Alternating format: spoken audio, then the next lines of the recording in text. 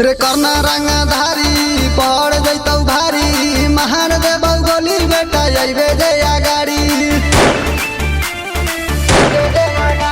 रे करना रंगधारी पड़ जैतौ भारी महान देबौ गोली बेटा अइबे जया गाड़ी।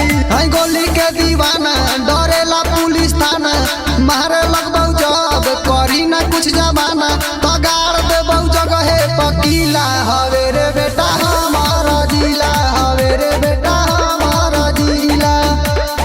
गर्दन किला रे बेटा गर्दन किला रे बेटा घर दे हमला से तोर ढीला। हवे रे बेटा हमारा जिला हवे रे बेटा हमारा जिला हमारा जिला।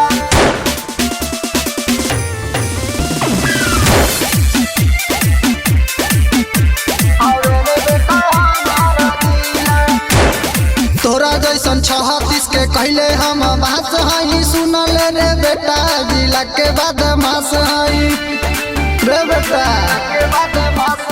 तोरा जैसन 36 के कहले हम बात हई सुनल रे बेटा जिला के बदमाश हई। उठाई के दुनाली मरबौ हाली हाली गोली के आवाज से फटौ कन के जाली तो गाड़ देबौ जगह पकीला। हवे रे बेटा हमारा जिला हवे रे बेटा हमारा जिला। गर्दन किला रे बेटा गर्दन किला रे बेटा घर दे हमला से तोर ढीला। हवे रे बेटा हमारा जिला हवे रे बेटा हमारा जिला हमारा जिला।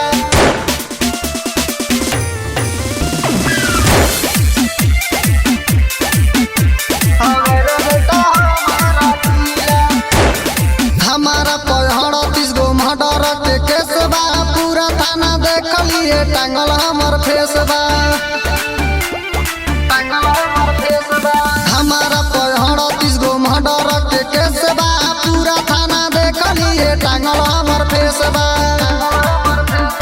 पी के प्रिंस कहेला नीतीश ज्यादा बोलबे सुनले छौड़ा झाड़ दे बत्तीसी। राइटर करन करी ना सढ़ीला। हवे रे बेटा हमारा जिला हवे रे बेटा हमारा जिला।